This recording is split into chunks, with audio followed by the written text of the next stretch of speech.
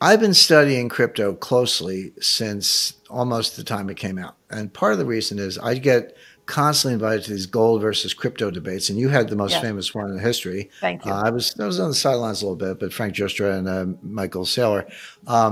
And they're fun. And I participate in them. I take them seriously. But to me, it's a little bit like fish and bicycles. I mean, they're just really different. But I've been struggling, researching, doing work, et cetera, trying to really understand. I know all the technical stuff. I get the algorithms, I get the caps, and I know how the mining works and the hash rate and the price action and the technicals. I get all that.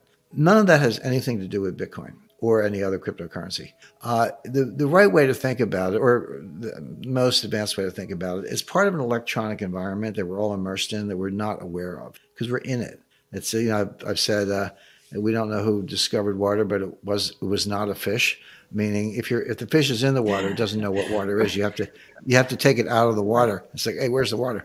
So we're in this environment, all of us, and this is having effects on how we think, how our brain processes information. So the point I was making, and this is taking me a long time to get here because I've done a ton of research, but it's not that everyone's like, oh, the Bitcoin's going to take down the dollar. Bitcoin's the end of the dollar. No, Bitcoin is part of a larger electronic digital environment that we're all in that has erased the concept of money. We've lost the thread. We actually don't know what money is anymore. We pretend that we do.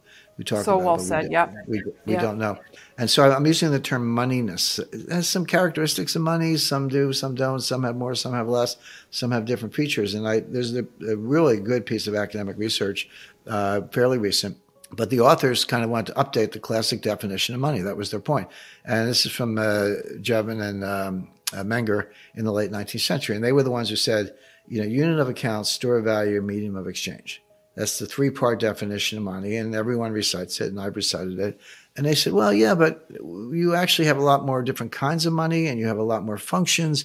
And they listed 40 separate characteristics. So, yeah, medium of exchange, unit of account, sure. But, good or bad for money laundering, good or bad for tax collection, good or bad for privacy, or maybe put differently, does it offer privacy or not?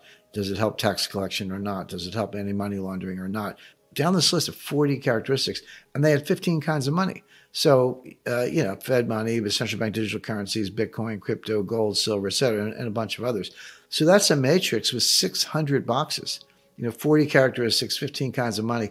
And they checked every box. Like, does it or does it not have this? So it's like a Chinese menu. You can sit there and cook up your own kind of money.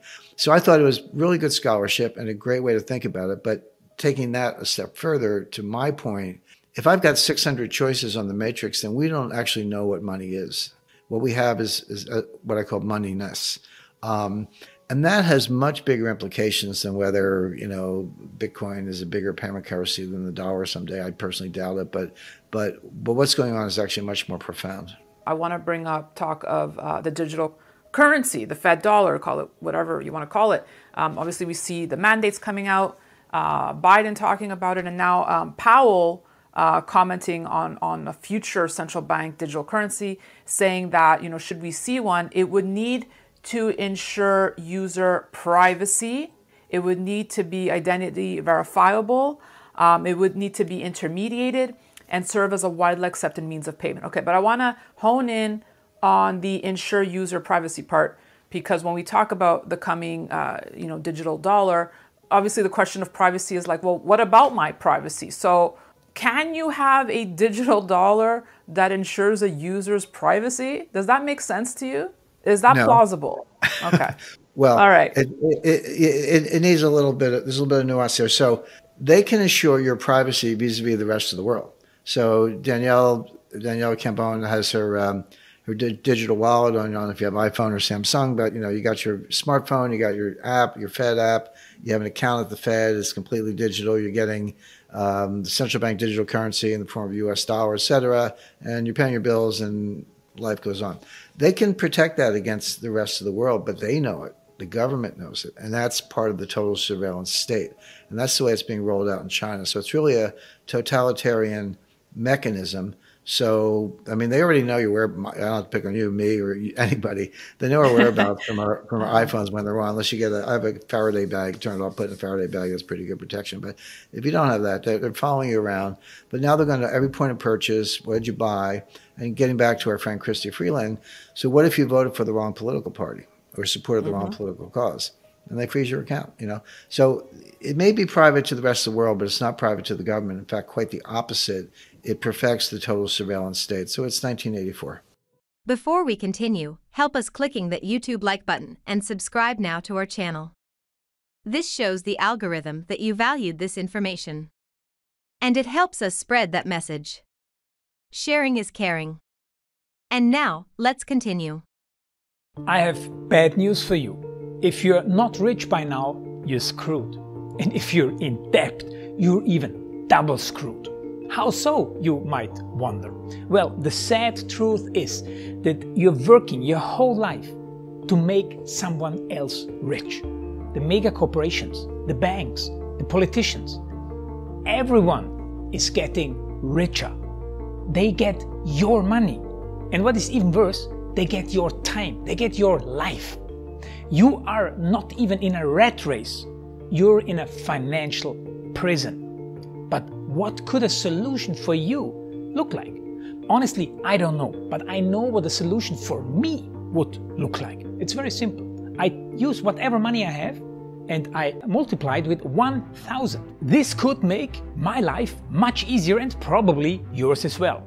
If you have $1,000 available, and multiply this with 1,000, I believe that this could solve some financial issue for the one or the other.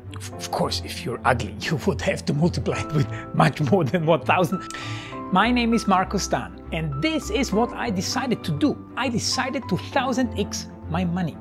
This is not a joke. I know what you may be thinking. What is this guy talking about?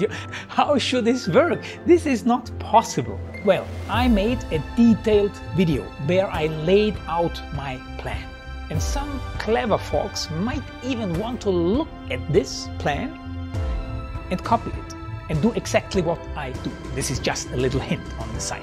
You have two options. You leave, you forget what you have seen.